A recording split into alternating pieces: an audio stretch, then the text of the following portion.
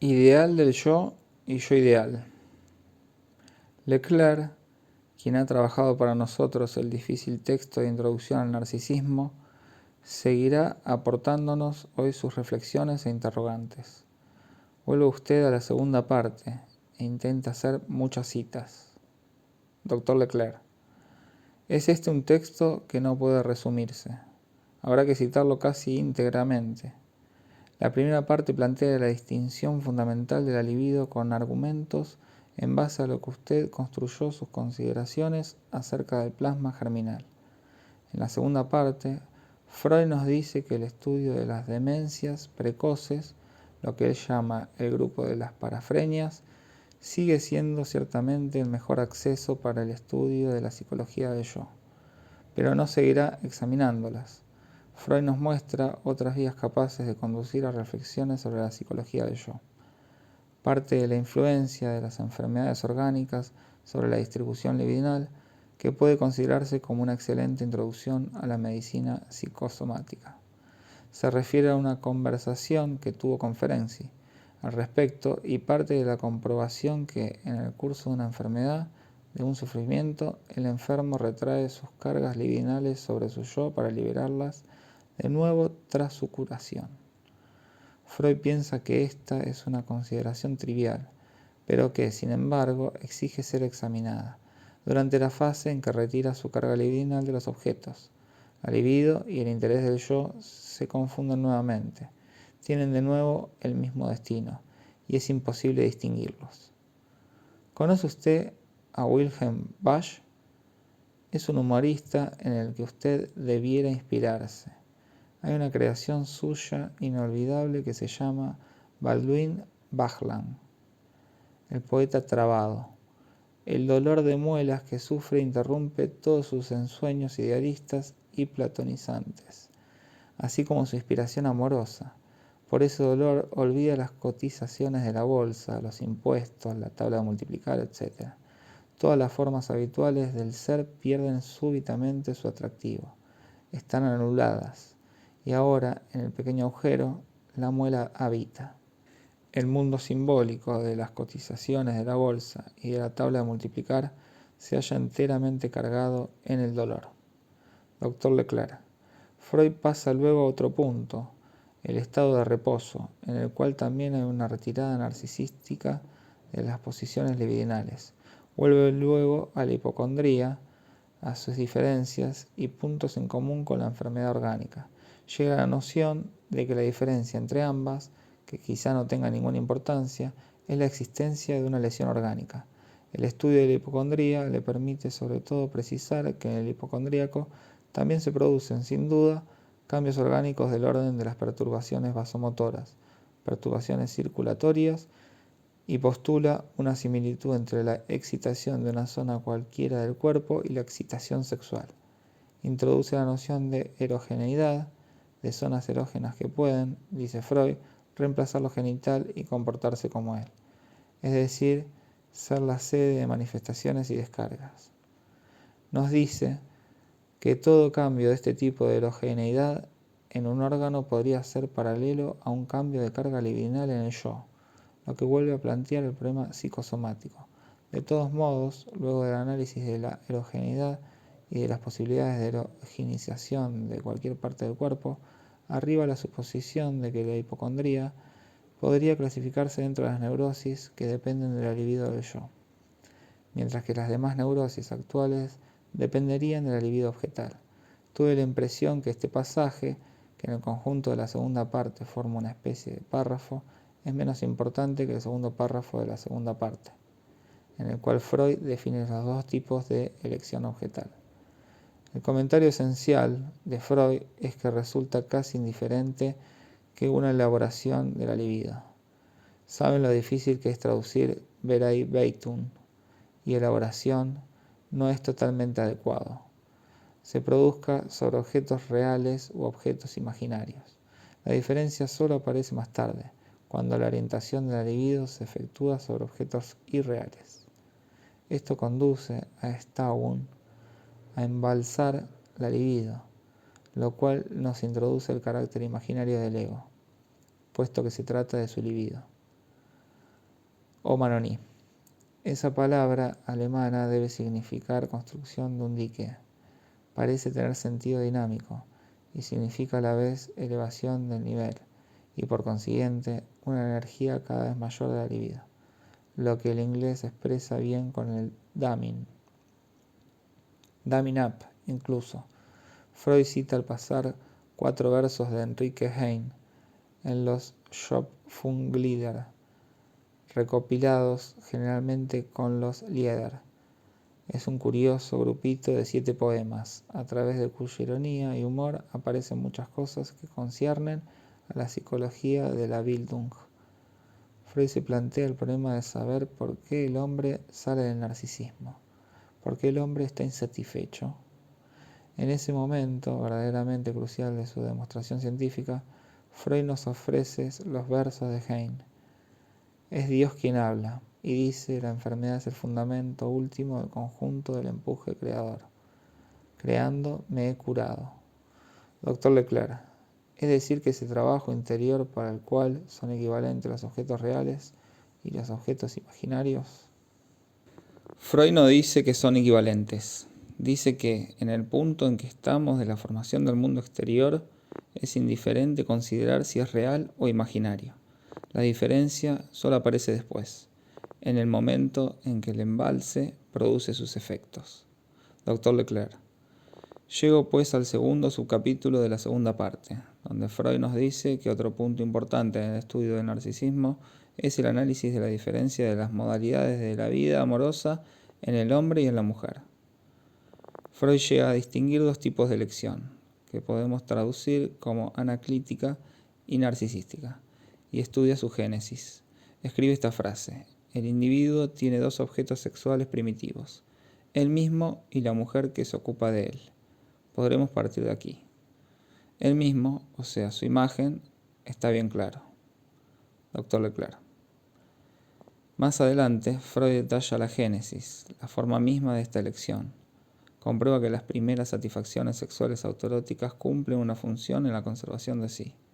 Después, comprueba que las pulsiones sexuales se aplican primero a la satisfacción de las pulsiones del yo y que solo más tarde se hacen autónomas. Así, el niño ama primero al objeto que satisface sus pulsiones de yo, es decir, a la persona que se ocupa de él. Por último, Freud define el tipo narcisístico de elección objetal. Patente sobre todo, dice, en quienes el desarrollo libidinal estuvo perturbado, es decir, en los neuróticos. Dr. Leclerc. Estos 2 tipos fundamentales corresponden, nos lo había anunciado, a los 2 tipos fundamentales, masculino y femenino. Los 2 tipos narcisístico y Anlehnung. Dr. Leclerc. Anlehnung tiene una significación de apoyo. La noción de Anlehnung no carece de relación con la noción de dependencia desarrollada posteriormente, pero es una noción más amplia y más rica. Freud hace una lista de los diferentes tipos de fijación amorosa, que excluye toda referencia a lo que podría llamarse una relación madura. Ese mito del psicoanálisis existe ante todo en el campo de la fijación amorosa de la Verliebig, el tipo narcisístico. Está fijado, pues, se ama primero lo que uno mismo es, vale decir, como Freud lo precisa, entre paréntesis, uno mismo. Segundo, por lo que uno ha sido. Tercero, lo que uno quisiera ser. Y cuarto, la persona que fue en parte del propio yo. Es el Narcismus typus. El Anlehnungs typus no es menos imaginario, pues está fundado también en una inversión de identificación. El sujeto se ubica entonces en una situación primitiva.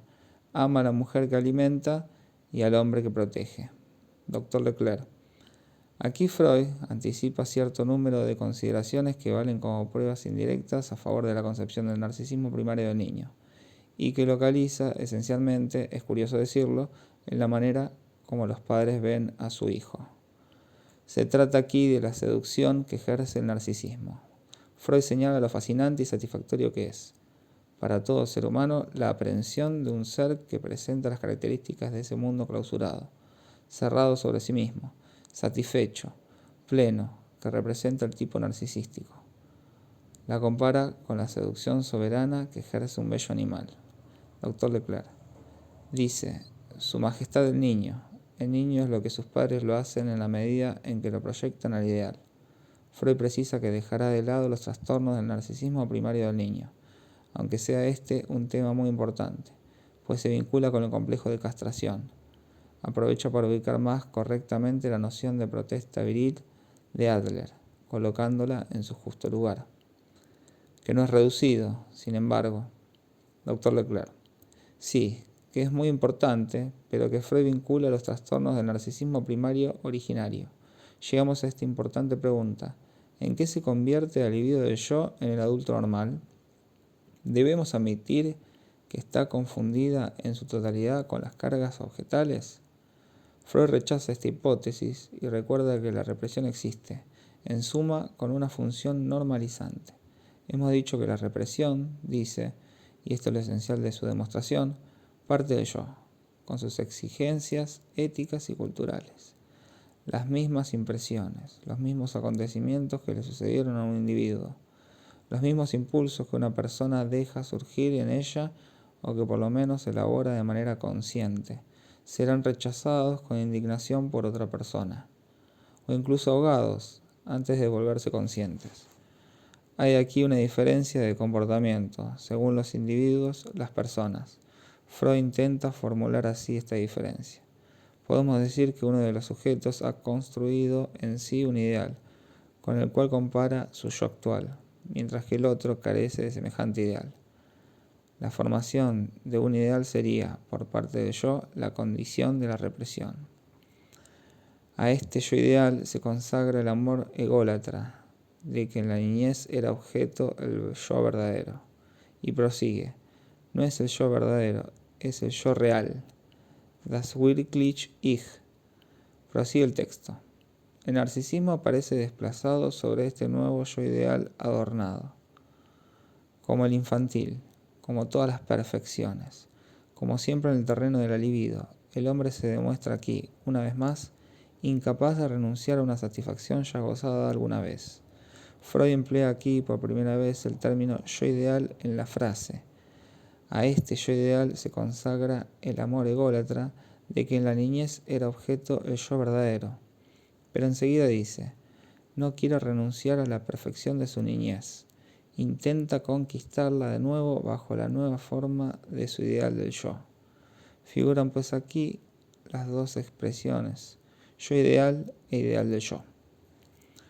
Dado el rigor de la escritura de Freud, uno de los enigmas de este texto, que Leclerc ha señalado muy bien, es la coexistencia en el mismo párrafo de los dos términos. Dr. Leclerc. Es curioso observar que la palabra forma sustituye a la palabra yo. Perfectamente. Y Freud emplea aquí Ich ideal, que es exactamente simétrico y opuesto a ideal Ich, signo de que Freud designa aquí dos funciones diferentes. ¿Qué quiere decir esto? Trataremos de precisarlo luego. Dr. Leclerc. Lo que observo es que en el momento en que Freud sustituye el término yo ideal por ideal del yo, hace preceder ideal del yo por nueva forma. Por supuesto. Dr. Leclerc. La nueva forma de su ideal del yo es lo que él proyecta delante de sí como su ideal. El párrafo siguiente aclara esta dificultad, por una vez excepcional en su obra. Freud pone los puntos sobre las íes a propósito de la diferencia entre sublimación e idealización. Continúe. Dr. Leclerc. Freud formuló pues la existencia del yo ideal, que luego llama ideal del yo, o forma del ideal del yo. Dice que no hay sino un paso desde este punto a la investigación de las relaciones entre la formación del ideal y la sublimación. La sublimación es un proceso de la libido objetal. Por el contrario, la idealización concierne al objeto que es agrandado, elevado sin modificaciones en su naturaleza. La idealización es posible tanto en el dominio de la libido del yo como en el de la libido objetal. Es decir que, una vez más, Freud coloca ambas libidos en el mismo plano. Dr. Leclerc. La idealización del yo puede coexistir con una sublimación fallida. La formación del ideal del yo aumenta las exigencias del yo y favorece al máximo la represión. Uno está en el plano del imaginario, el otro en el plano de lo simbólico, ya que la exigencia del hija ideal encuentra su lugar en el conjunto de las exigencias de la ley. Dr. Leclerc, la sublimación ofrece, por lo tanto, el atajo para satisfacer esa exigencia sin acarrear la represión. En el caso de la sublimación satisfactoria. Dr. Leclerc, Freud termina el breve párrafo relativo a las relaciones entre el ideal del yo y la sublimación en este punto. No sería de extrañar que encontrásemos una instancia psíquica especial encargada de velar por la satisfacción que se desprende del ideal del yo, y que en cumplimiento de su función vigila de continuo al yo actual. Esta hipótesis de una instancia psíquica especial que cumpliría entonces una función de vigilancia y seguridad nos conducirá más tarde al superyo. Freud apoya su demostración en un ejemplo extraído de la psicosis, el síndrome de influencia, donde dice: esa instancia es particularmente visible.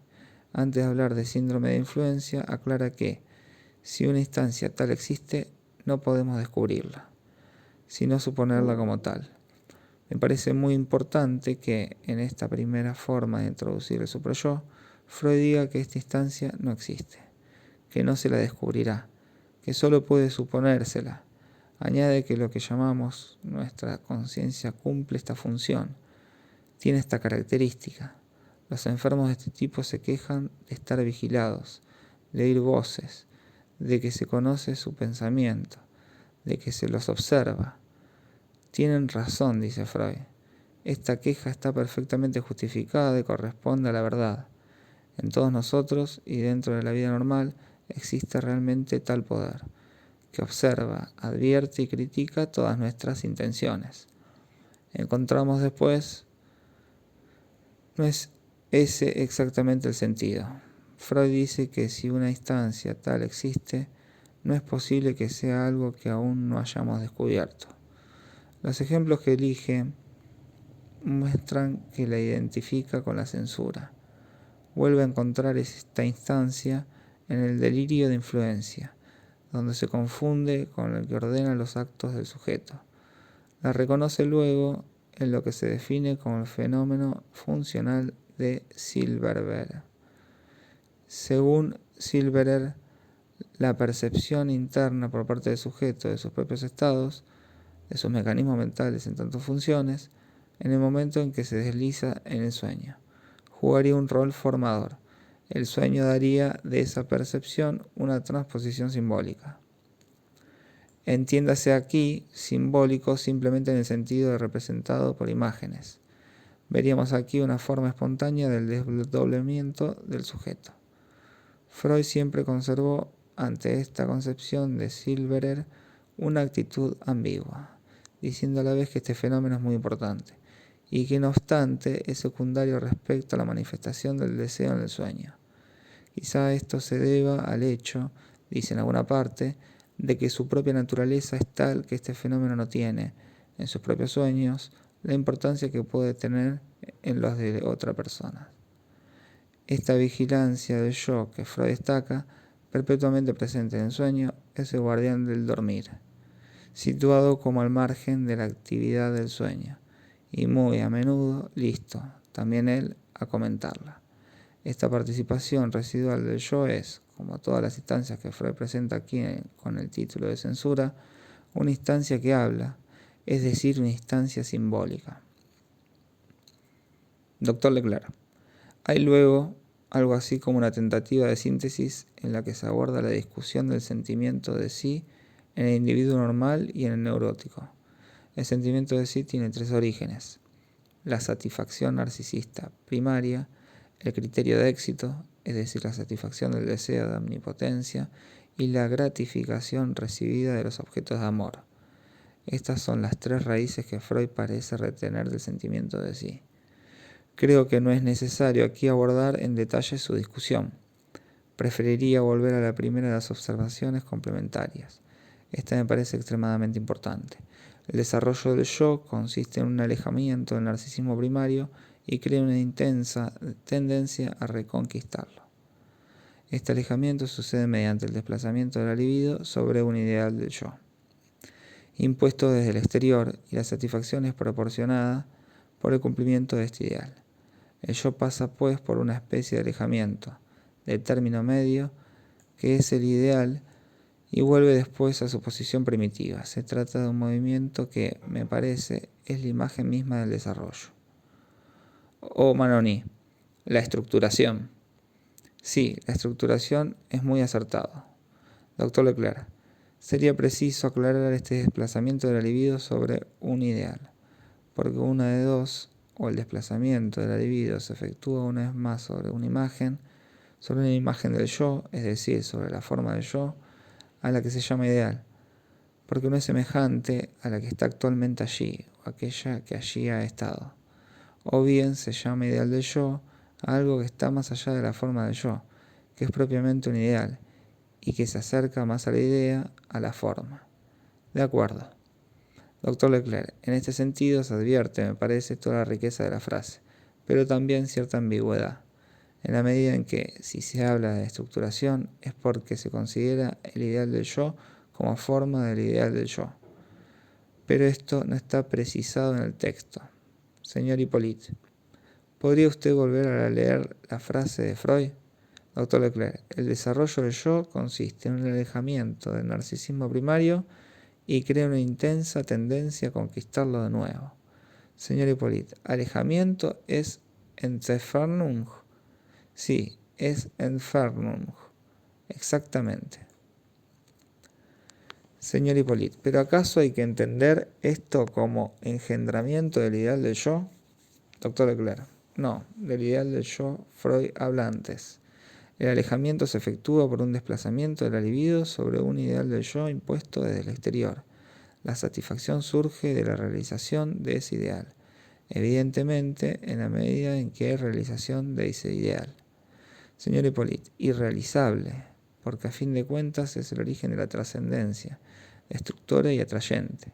Doctor Leclerc, sin embargo, no está explícito. La primera vez que Freud habla del yo ideal es para decir que ahora el amor a sí mismo se dirige hacia ese yo ideal. O Manoní. En mi opinión, a menudo se tiene la impresión de que se hablan varias lenguas. Creo que quizás habría que distinguir entre desarrollo de la persona y estructuración del yo. Algo así nos permitiría entendernos, porque lo que se estructura es en efecto un yo, pero en un ser que se desarrolla. Si estamos en la estructuración, exactamente allí donde se desarrolla toda la experiencia analítica, en la unión de lo imaginario y lo simbólico. Hace un rato, Leclerc planteó el interrogante acerca de la función de la imagen y la función de lo que él llamó la idea.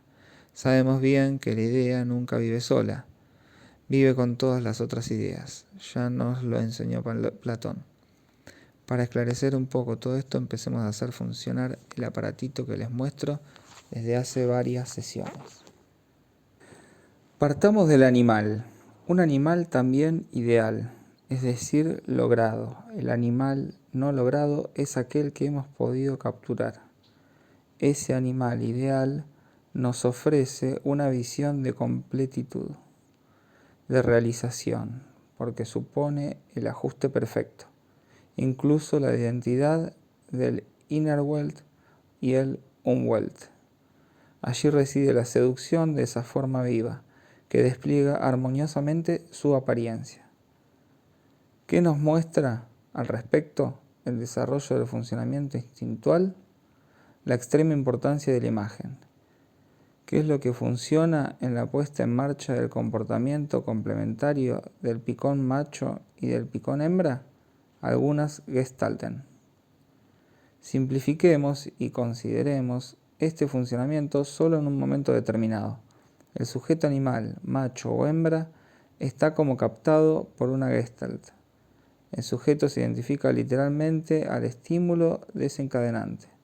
El macho está capturado en la danza en zigzag a partir de la relación que se establece entre él mismo y la imagen que ordena el desencadenamiento del ciclo de su comportamiento sexual.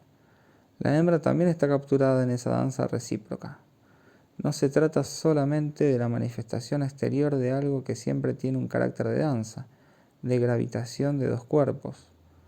Es este hasta hoy uno de los problemas más difíciles de resolver en física, pero que en el mundo natural se ha realizado armoniosamente en la relación del pareo. En ese momento, el sujeto es totalmente idéntico a la imagen que dirige el desencadenamiento completo de determinado comportamiento motor, el cual produce y remite al compañero, en determinado estilo, la orden que le hace continuar la otra parte de la danza. La manifestación natural de este mundo cerrado de dos nos ilustra la conjunción de la libido objetal y la libido narcisística. En efecto, el apego de cada objeto para con el otro está hecho de la fijación narcisística a esa imagen, porque esa imagen, y sólo ella, es lo que él esperaba. Tal es el fundamento del hecho que, en el orden de los seres vivos, sólo el compañero de la misma especie, nunca se lo destaca suficientemente, puede desencadenar esa forma especial llamada comportamiento sexual, salvo ciertas excepciones que deben situarse en ese margen de error que presenta las manifestaciones de la naturaleza. Digamos que en el mundo animal todo el ciclo del comportamiento sexual está dominado por lo imaginario. Por otra parte, es en el comportamiento sexual donde se manifiesta la mayor posibilidad de desplazamiento, incluso en el animal. Lo empleamos ya a título experimental, cuando le presentamos al animal una trampa, una falsa imagen, un compañero macho que no es más que una sombra provista de sus características principales, en ocasión de las manifestaciones del fenotipo que, en muchas especies, se produce en ese momento biológico que llama al comportamiento sexual. Basta presentar esa trampa para desencadenar la conducta sexual. La posibilidad de desplazamiento, la dimensión imaginaria, ilusoria, es esencial a todo lo que pertenece al orden de los comportamientos sexuales. ¿Sucede o no lo mismo en el hombre? Esta imagen podría ser el Ideal Ich del que hablábamos hace un rato. ¿Por qué no? No obstante, no se nos ocurre llamar Ideal Ich a esta trampa. ¿Dónde situarlo entonces? Aquí se revelan los méritos de mi aparatito. ¿Cuál es su alcance? Ya he explicado el fenómeno físico de la imagen real que puede ser producida por el espejo esférico, ser vista en su lugar, insertarse en el mundo de los objetos reales, ser enfocada al mismo tiempo que los objetos reales, aportar incluso a estos objetos reales una ordenación imaginaria, incluirlos, excluirlos, situarlos, completarlos. Esto no es más que el fenómeno imaginario que les detallé en el animal. El animal hace coincidir un objeto real con la imagen que está en él. Más aún, diría, tal como está indicado en los textos de Freud, que la coincidencia entre imagen y objeto real la refuerza, le da cuerpo, la encarna. En ese momento se desencadenan comportamientos que guiarán al sujeto hacia su objeto, por intermedio de la imagen. ¿Se produce esto en el hombre? Como sabemos, las manifestaciones de la función sexual en el hombre se caracterizan por un desorden eminente. Nada se adapta. Esa imagen, en torno a la cual nosotros, psicoanalistas, nos desplazamos, presenta, ya sea en la neurosis o en la perversión, una especie de fragmentación, de estallido, de despedazamiento, de inadaptación, de inadecuación. Existe una especie de juego de escondite entre la imagen y su objeto normal, suponiendo que adoptemos el ideal de una norma en el funcionamiento de la sexualidad. ¿Cómo podemos entonces representarnos el mecanismo por el cual esa imaginación en desorden llega finalmente, sin embargo, a cumplir su función? Trato de utilizar términos sencillos para guiarlos adecuadamente en el pensar. Se podrían emplear otros más complicados, pero se dan cuenta que esta realmente es la pregunta que se plantean apasionadamente los analistas, rascándose energéticamente la cabeza ante todo el mundo.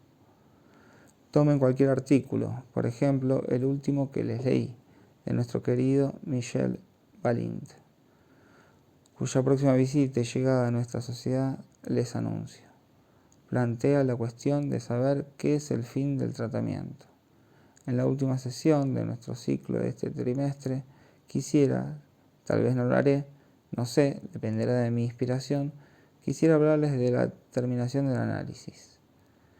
Daremos así un salto, pero ¿acaso nuestro análisis de los mecanismos de la resistencia y la transferencia no nos lo permite? Pues bien, ¿qué es el fin del tratamiento? ¿Es acaso análogo a la finalización de un proceso natural? ¿El amor genital es el dorado prometido de los analistas y que con toda imprudencia prometemos a nuestros pacientes? ¿Es acaso un proceso natural? Por el contrario, ¿no se trata acaso de una serie de aproximaciones culturales que solo pueden realizarse en algunos casos? Depende entonces el análisis, su terminación, de toda clase de contingencias. ¿De qué se trata sino de ver cuál es la función del otro humano, en la adecuación del imaginario y lo real? Volvemos a encontrar el pequeño esquema. Le añadí en la última reunión un perfeccionamiento que constituye una parte esencial de lo que intento demostrar.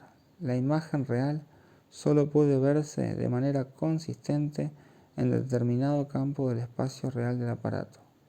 El campo que está delante del aparato, constituido por el espejo esférico y el ramillete invertido. Hemos situado el sujeto en el borde del espejo esférico, pero sabemos que la visión de la imagen en el espejo plano es exactamente equivalente para el sujeto a lo que sería la imagen del objeto real para un espectador que estuviese más allá de ese espejo, en el lugar mismo en que el sujeto ve su imagen. Podemos pues reemplazar el sujeto por un sujeto virtual, SB, situado en el interior del cono que delimita la posibilidad de la ilusión, o sea en el campo X, Y. El aparato que he inventado muestra pues que, estando colocado en un punto muy cercano a la imagen real, puede vérsela, no obstante, en un espejo en estado de imagen virtual. Esto es lo que se produce en el hombre. ¿Cuál es el resultado? Una simetría muy particular. En efecto, el sujeto virtual, reflejo del ojo mítico, es decir, el otro que somos, está allí donde primero hemos visto a nuestro ego, fuera nuestro, en la forma humana. Esta forma está fuera nuestro. No en tanto está hecha para captar un comportamiento sexual, sino en tanto está fundamentalmente vinculada con la impotencia primitiva del ser humano. El ser humano solo ve su forma realizada, total, el espejismo de sí mismo, fuera de sí mismo. Esta noción no figura aún en el artículo que estudiamos, solo surgirá más tarde en la obra de Freud. Lo que el sujeto, que sí existe, ve en el espejo es una imagen nítida o bien fragmentada, inconsistente, incompleta. Esto depende de su posición en relación a la imagen real. Demasiado cerca de los bordes, se ve mal. Todo depende de la incidencia particular del espejo. Solo en el cono puede obtenerse una imagen nítida. De la inclinación del espejo depende pues que veamos, más o menos perfectamente, la imagen. En cuanto al espectador virtual, aquel al cual ustedes sustituyen mediante la ficción del espejo para ver la imagen real, basta que el espejo plano esté inclinado en cierto modo, para que esté en el campo desde donde se ve muy mal. Por este solo hecho, también ustedes ven muy mal la imagen en el espejo. Digamos que esto representa la difícil acomodación del imaginario en el hombre. Podemos suponer ahora que la inclinación del espejo plano está dirigida por la voz del otro. Esto no existe a nivel del estadio del espejo, sino que se ha realizado posteriormente en nuestra relación con el otro en su conjunto, la relación simbólica. Pueden comprender entonces que la regulación del imaginario depende de algo que está situado de modo trascendente, como diría Hippolyte, siendo lo trascendente en esta ocasión ni más ni menos que el vínculo simbólico entre los seres humanos. ¿Qué es el vínculo simbólico? Para poner los puntos sobre las IES, digamos que socialmente nos definimos por intermedio de la ley. Situamos a través del intercambio de símbolos nuestros diferentes yos, los unos con respecto a los otros. Ustedes Manoní y yo, Jacques Lacan. Estamos en una determinada relación simbólica que es compleja, según los diferentes planos en que nos coloquemos, según estemos juntos en la comisaría, en esta sala o de viaje. En otros términos, la relación simbólica define la posición del sujeto como vidente. La palabra, la función simbólica, define el mayor o menor grado de perfección, de completitud, de aproximación de lo imaginario. La distinción se efectúa en esta representación entre el ideal-ich y el ich-ideal, entre yo ideal e ideal del yo. El ideal del yo dirige el juego de relaciones de las que depende toda relación con el otro. Y de esta relación con el otro depende el carácter más o menos satisfactorio de la estructuración imaginaria. Semejante esquema ilustra que lo imaginario y lo real actúan al mismo nivel. Para comprenderlo basta perfeccionar un poco más el aparato. Suponga que este espejo es un vidrio. Ustedes se ven en el vidrio y ven los objetos que están más allá. Se trata justamente de eso, de una coincidencia entre ciertas imágenes y lo real. ¿De qué otra cosa hablamos cuando evocamos una realidad oral, anal, genital, es decir, cierta relación entre nuestras imágenes y las imágenes?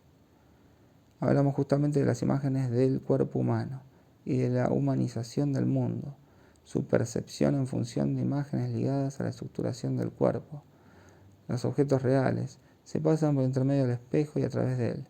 Están en el mismo lugar que el objeto imaginario.